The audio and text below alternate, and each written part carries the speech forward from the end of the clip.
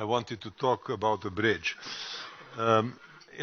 Last year a bridge was opened in the territory of Croatia between an island or a peninsula and the mainland.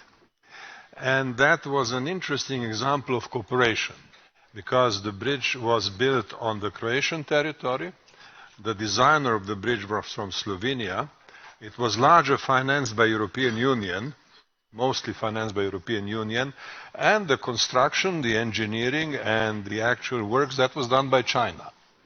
And China has a very positive image in that regard, because everybody was saying, look, the Chinese construction is the most advanced in the world today. There was a time when Europe was in the lead in that regard.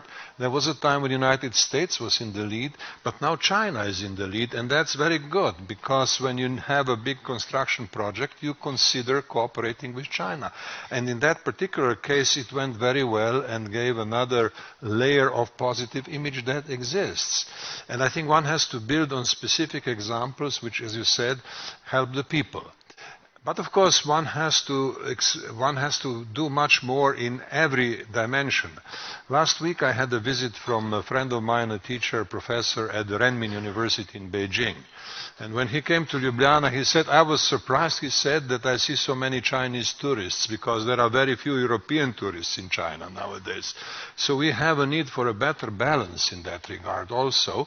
And then we talked about the need to expand cooperation between universities and so forth. So what I'm saying is there are many niches, there are many areas where much more direct communication is possible. That is the way to depoliticize the debate, to give these media stories a proper context, and not get excited unnecessarily by media interpretations. People have to know, people have to experience, people have to feel cooperation.